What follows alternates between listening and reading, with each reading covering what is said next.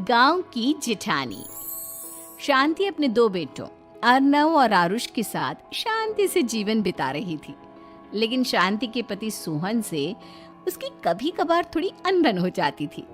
एक दिन शांति रोज की तरह सुबह का खाना बना रही थी, तभी दरवाजे की घंटी बजी। घंटी की आवाज सुनकर वो दरवाजे की ओर जाते हुए कहती है, अरे आती हूँ, कौन है? सब्र करो।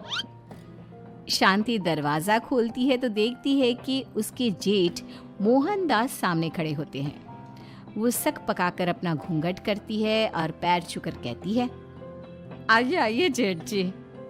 कैसी हो शांति? जी मैं तो बिल्कुल ठीक हूँ, सब आपकी मेहरबानी है भाई साहब। शांति और मोहनदास की बातें सुनकर शांति का पति सोहन और उसके दोनों बेटे बाहर आ जाते हैं। अरे भैया राम राम, कैसे हो आप? राम राम भाई। अरे शांति, ऐसे खड़ी खड़ी क्या देख रही हो? चाय कॉफी कुछ लेकर आओ, भैया आए हैं। शांति तेजी से रसोई की ओर आगे बढ़ती हुए कहती है, अरे मेरी माँ, गेट खोलने के चक्कर में मेरे तो चावल ही जल गए। वो दौड़ी दौड़ी रसोई में जाती है और देखती है कि सारे चावल जल गए हैं। वो दोबारा चावल बनाने में लग जाती है। इतने में सोहन आवाज लगाता है, अरे शांति, तुम्हारे चावल का रोना खत्म हो गया हो तो चाय ले आओ। जी लाती हूँ अभी। शांति जल्दी जल्दी चाय बनाती है और मोहनदास को चाय देती है। सब एक दूसरे की खैर खबर पूछते हुए चाय पीते हैं। चाय खत्म होती ही मोहनदास शांति की ओर देखते हुए मजाक में कहते हैं, शांति, अब तुम्हारी चाय में दम नहीं रहा, अब हमें चाय बनाने वाली बदलनी पड़ेगी। ये कैसे मुमकिन होगा जेठ जी? घर और बाहर का सारा काम मुझे ही करना पड़ता है और कभी कभी जल्दी जल्दी के चक्कर में काम बिगड़ जाते हैं, जैसे आज चावल जल गए। अरे इसी का तो हल लेकर आया हूँ। मैंने रिश्ता देखा है अर्नव और आरुष के लिए। दोनों लड़कियाँ बहुत सुंदर और सुशील हैं। अगर आप दोनों इजाजत दें तो बात करूँ आगे। सोहन और शांति रिश्ते की बात सुनकर कहते हैं, अब ठीक है, बात चलाइए ना भैया, पर पहले लड़की के बारे में कुछ बताइए तो सही। हाँ हाँ भाई साहब, लड़की कैसी है, परिवार कैसा है, कहाँ के रहने वाले हैं? देखो, परिवार तो बहुत अच्छा है, पर वे दोनों लोग बहुत गरीब हैं। दहेज में कुछ मिलेगा नहीं। अरे हमें दहेज में कुछ चाहिए भी नहीं, बस लड़की संस्कारी होनी चाहिए।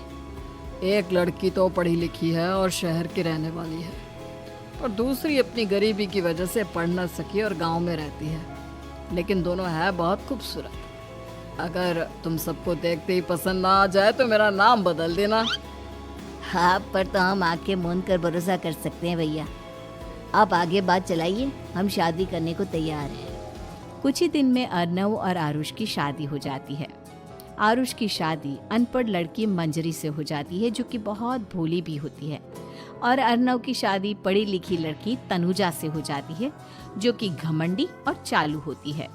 एक दिन मंजरी घर के काम कर रही थी कि अचानक शांति उसे आवाज लगाती है, बड़ी बहू, ओ बड़ी बहू, मंजरी जल्दी यहाँ आओ। मंजरी जल्दी जल्दी शांति के पास जाती है। बेटा मेरे पैर दबा दे, बहुत दर्द हो रहा है। जी माँ जी, बस बर्तन धोकर आती हूँ। अरे बैठ यहाँ, मेरे पैर में बहुत तेज दर्द हो रहा है। बर्तन छोटी बहू धो लेगी। मंजरी शांति के पैर दबाने लगती है तो शांति तनुजा को आवाज लगाती है, छोटी बहू, और छोटी बहू। तनुजा थोड़ी देर से आराम से चलकर आती है।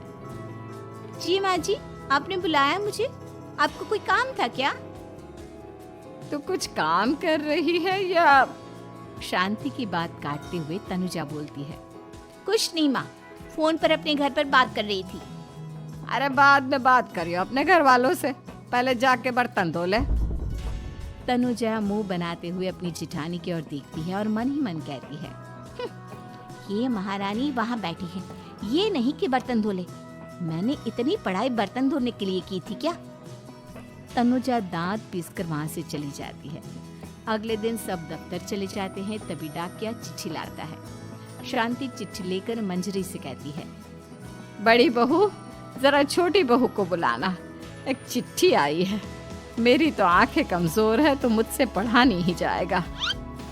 मंजरी तनुजा के पास जाकर कहती है, तनुजा तुम्हें माँ जी बुला रही हैं। मुझ पर हुक्म मत चलाओ, काम बताओ काम। अरे मैंने तुम पर कहाँ हुक्म चलाया, और हुक्म चला भी दूंगी तो क्या हुआ, तुम तो मेरी छोटी बहन की तरह हो ना। तुम जैसी अनपढ़ जाहिल और गांव की गवार मेरी बहन नहीं हो सकती। बेचारी मंजरी तनुजा की बात सुनकर अपना सा मुंह लेकर रह गई। कोई चिट्ठी आई है, माँ जी तुमसे पढ़वाना चाहती है, बस इसलिए बुला रही हैं। मुंह टेढ़ा करके तनुजा मंजरी का मजाक बनाती हुए कहती है, अनपढ़ कहीं की। तनुजा का ऐसा बर्ताव देखकर बड़ी बहू बहुत दुखी होती है। तनुजा को अपनी पढ़ाई का घमंड इतना हो गया कि अब वो घर के कोई काम नहीं करती और अपनी जेठानी का मजाक बनाती रहती। तनुजा का ये बर्ताव अब उसकी सास को भी नजर आने लगा था। एक दिन शांति ने अपनी बड़ी बहू से कहा, मंजरी, तनुजा हर समय तुम्हारा मजाक उड़ाती है, तुम्हें गुस्सा नहीं आता क्या? आता तो है माँ जी, लेकिन मैं क्या करूँ। जब भी उससे कुछ बोलती हूँ वो और भी जल्दी कटी बातें मुझे सुनाकर चली जाती है। मैं उसे अपनी छोटी बहन की तरह प्यार करती हूँ, लेकिन उसके दिल में मेरे लिए कोई इज्जत नहीं। बहू, तूने वो कहावत सुनी है, जुल्म करने वाले से ज्यादा जुल्म सहने वाला अपराधी होता है। मंजरी अपनी सास का इशारा समझ जाती है।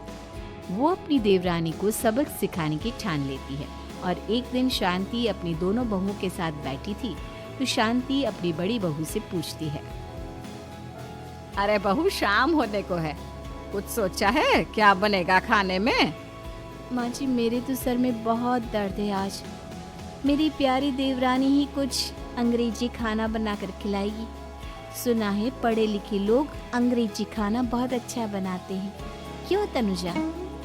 इतना कहकर मंजरी अपनी सास की ओर देखकर मुस्कुरा दी। तनुजा अपनी तारीफ सुनकर बहुत खुश हो गई। इतने में शांति कहती है, ये तो सच बात है छोटी बहू, ये तो मैंने भी सुना है। हम भी पक गए हैं बड़ी बहू के हाथ का खाना खा खा कर। तनुजा, तुम्हारी माँ भी तो तुम्हारे खाने की बहुत तारीफ करती है, आज हमें भी खिला दो कुछ अच्छा सा बनाकर। शांति की बात सुनकर छोटी बहू और आसमान पर चढ़ गई, पर उसे ये कहाँ पता था कि उसकी सास और जेठानी उसे सबक सिखाना चाहती हैं। तनुजा अपनी तारीफ सुनकर खुश तो बहुत होती है, पर सोचने लगती है, मुझे तो कैसा भी खाना बनाना नहीं आता, अब मैं क्या करूँगी? अगर मैंने इनको सच बता दिया तो मेरी सारी इज्जत मिट्टी में मिल जाएगी। अरे छोटी बहू, क्या सोच रही हो?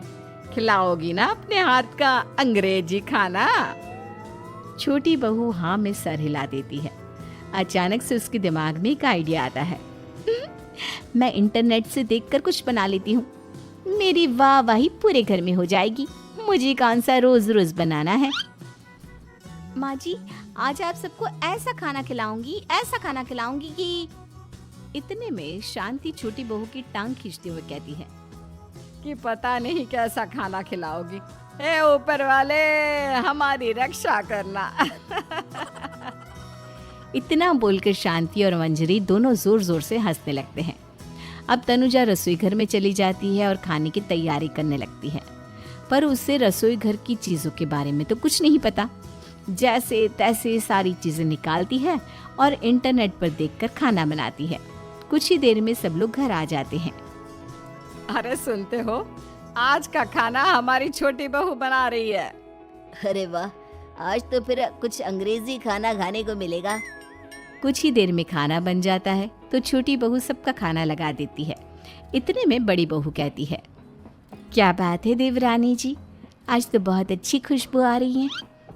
ये बात तो सही कही बड़ी बहू तूने, खुशबू तो अच्छी है, ऐसी खुशबू तो मेरे खाने में भी नहीं आती।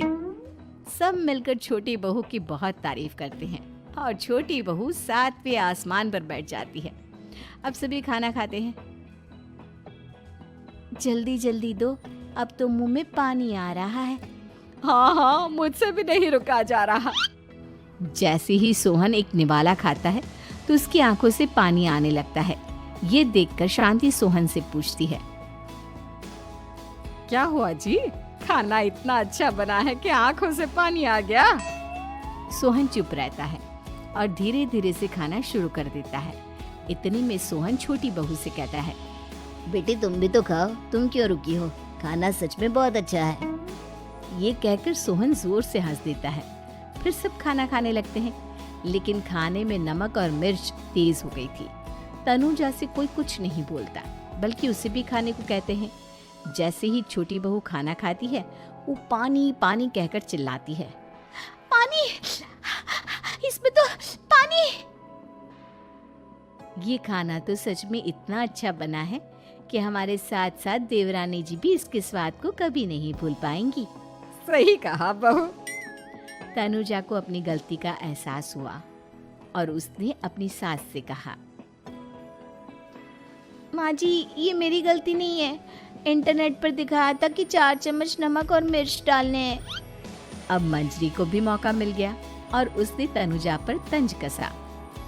नाच न जाने आंगन टेढ़ा, हर जगह अपनी पढ़ाई दिखाती हो, दूसरों का मजाक उड़ाती हो। अब पता चला ना, हर चीज में पढ़ाई काम नहीं आती। और तुम तो शहर में रही हो, तुम्हें तो मुझसे भी अच्छा खाना बनाना आना चाहिए ना। बेटा, अगर तूने ठीक से सब सीखा होता तो आज तुझे शर्मिंदा नहीं होना पड़ता। बात शहर या गांव की नहीं होती। मंजरी गांव से आई है, लेकिन उसे घर का काम करना और खाना बनाना सब अच्छी तरह से आता है। तुम शहर में रही हो, तुमने ये सब क्यों नहीं सीखा? छोटी बहू सर नीचा कर सबसे माफी मांगती है और बहुत शर्मिंदा होती है। दीदी मुझे माफ कर दो, मैंने आपको बहुत बुरा भला कहा, पर आपने मुझे हमेशा ही माफ किया। आज मुझे अपनी गलती का एहसास हो गया है। अब दोनों बहुएं मिलकर घर का काम करने लगी और एक दूसरे को अपने गुण बांटने लगी। मंजरी ने अपनी देवरानी को खाना बनाना और घर का काम करना सिखाया, वहीं तनुजा ने भी अपनी जिठानी को पढ़ना लिखना सिखाया। शांति और सोहन ऐसी बहुएं पाकर बहुत खुश थे। तो दोस्तों, अगर आपको ऐसी ही और भी मज़ेदार और चटपटी कहानियाँ सुननी हैं तो मेरे चैनल को अभी सब्सक्राइब कर लो। मिलते हैं अगली वीडियो में, तब तक के लिए बाय बाय।